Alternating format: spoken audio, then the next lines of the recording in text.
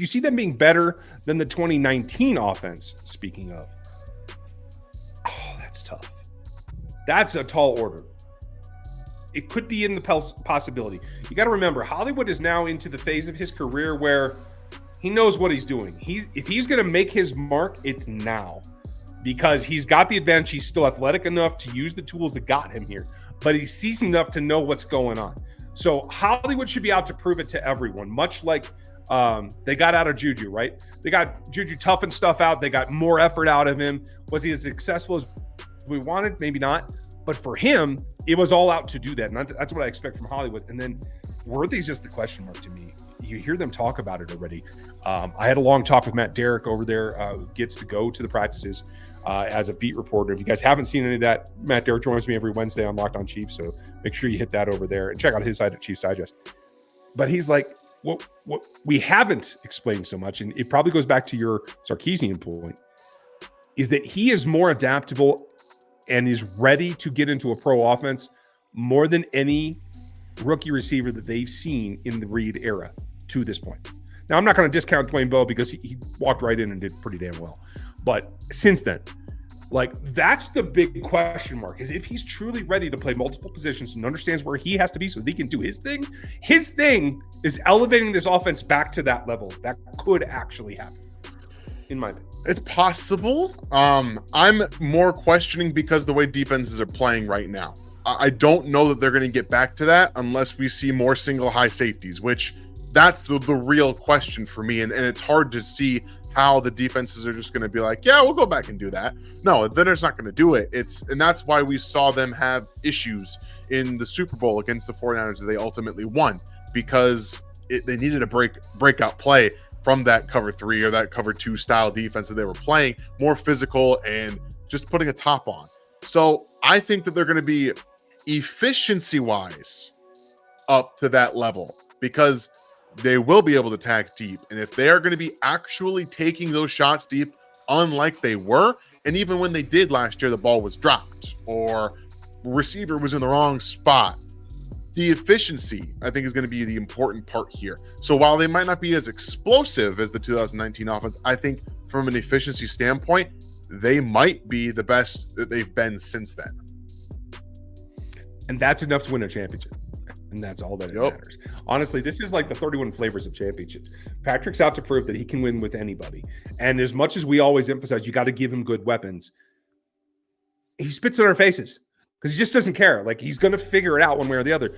But when you make life easier for him, and he has guys that have unique talent, they can stress defenses in ways that he doesn't have to do the hard lifting. You know what I mean?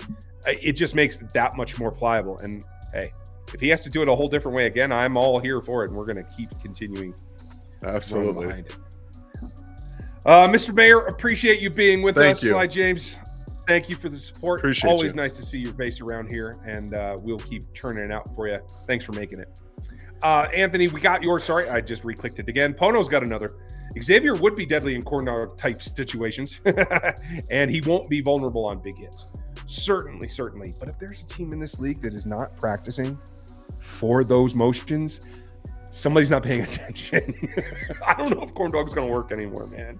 I mean, let's be honest. They did it 2 years in a row in the Super Bowl. Essentially, that's what McCole Hardman did. It was the same thing. And they still got defensive backs confused. They just have to window dress it a little bit differently this time. Instead of maybe they do a screen on the opposite side this time, draw the defense in. Oh, we got McCole Hardman or someone else doing a corn dog on the opposite side. It's all about the window dressing now, right? They did it twice against the Eagles where there was just the jet motion and then bought back. This time you had a little bit of a different feel with it and just all about the window dressing. And Andy Reid is the king of window dressing because he's not only been the screen master forever, he's got the best screen game in the NFL because he just changes a little bit differently each time. He can continue to do this. And that's why Andy Reid is now at the top of the NFL, because of what he's continued to just tweak.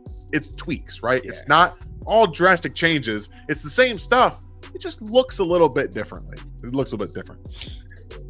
And honestly, it's those subtle changes that still catch teams off guard because it's a different dude running it, right?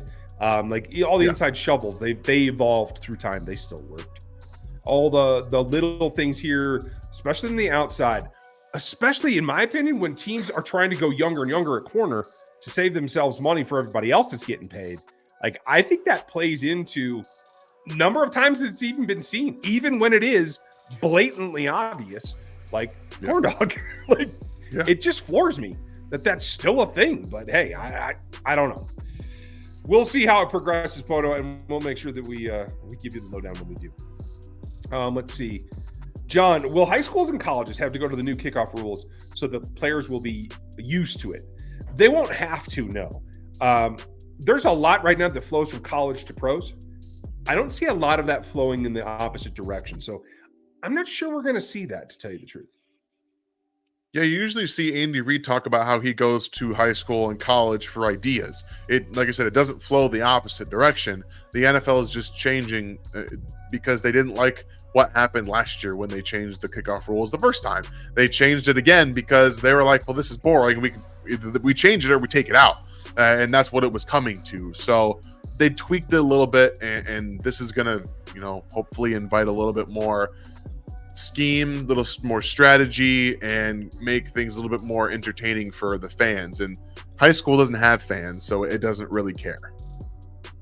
Like, in terms of, when I say it doesn't have fans, I mean it doesn't have a national stage fans. Obviously, people still go to high school football games and things like that. Didn't mean to, diminish it by any stretch. Oh yeah. Easy Texans. We know what Friday night is for you. I understand. Not the same way. That's okay. Let's see. Gary, nice to see you, bud, and thanks for doing what you do for us. Who do you guys feel is going to be the punter this year? Great question. I hear it's more of a battle than we thought it was going to be, Dan. Yeah, that's interesting to me, but it doesn't like shock me. Talented punters are talented punters. Like, Ariza had to come out, had to go through all the stuff that he went through, and I would have bet mentally probably hasn't recovered yet. Be very honest with you. And he's not engaged. The guy who just came out was UDFA, was just kicking in college last year. Was one of the best kickers in college football last year. Like, it's going to be more because he's fresh. So by training camp, if Ariza's not mentally locked in, he very well could lose this job and then be on the street. And we'll just start now, folks. Ariza, I pronounce it Ariza. I don't know if I'm right. It's Rekau, I think, is the other guy's name. Is that correct? I believe so, yes. Rekau. Okay, so we agree on one. We will figure it out. Whoever wins the job. We will. How's that? Bear with us for the summer, and we'll get there. Tracy, nice to see you. I have to listen later, but dropped by to say hi. Thank you, Tracy, and I hope you listen later. And thank you very much.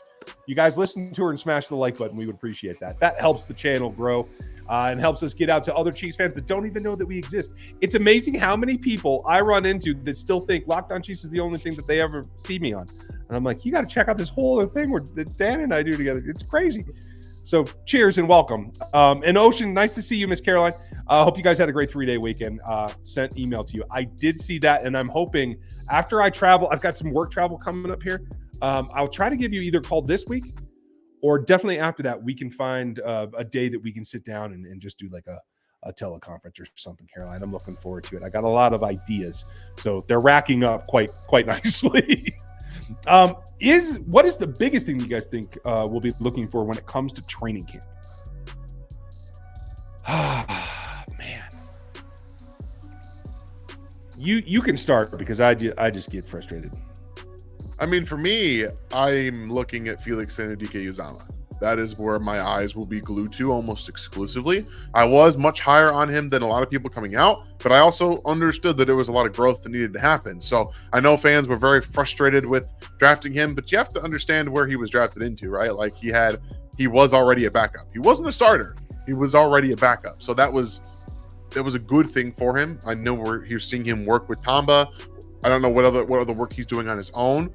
Work ethic is the most important part now of the process.